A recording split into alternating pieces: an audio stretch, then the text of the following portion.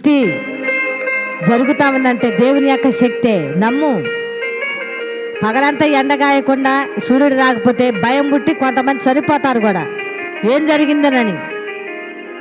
ఏం భయం లేదా? ప్రతిరోజు దేవుడు ఇచ్చినటువంటి ఆజ్ఞను నెరవేరుస్తున్నటువంటి ఈ యొక్క మరి 4 దిక్కులు మరియు ఆ సృష్టిలో ఉన్నటువంటి సమస్య మన కొరకు ఉన్నాయి. అవి ఒకరోజు తీసివేయబడితే మనకి భయంతో మనమే చనిపోతూ ఉంటాం. కానీ క్రీస్తు దేవుని బిడ్డలారా, భయపడాలి. దేవుడు అంటే భయపడాలి. నిన్ను పోషిస్తున్నటువంటి దేవుడు అంటే భయపడాలి. నిన్ను బతికిస్తున్నటువంటి దేవుడు అంటే భయపడాలి.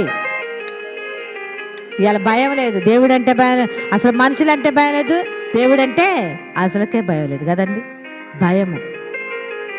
మరి ఎవరంటే నీకు భయం పుట్టిద్ది అంటే, నువ్వు చివరి స్థానంలోకి వచ్చిన తర్వాత భయం వచ్చిందండి. చచ్చిపోయే పరిస్థితిలో నాకు భయం పడుతుందని అంటావా? మరి బతుకంతా భయం లేదు ఎందుకని? ప్రియా దేవుని బిడ్డారా, భయపడుకుడి కదండి. వాక్యం ఏం చెబుతామండి? వీరు మిక్కిలి భయపడ్డారంట. కొద్దిగా అది భయపడింది, మిక్కిలి. మనకు దగ్గరగా ఏదైనా బస్సు ఆనుకొని పోయింది అనుకో స్పీడ్గా, అప్పుడు ఏమనిపించింది? వామ్మో భయపడ్డా, అసలు కాదు ఒక్కరో తగిలినా ప్రాణం పోయింది.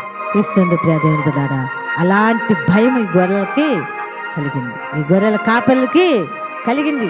హఠాత్తుగా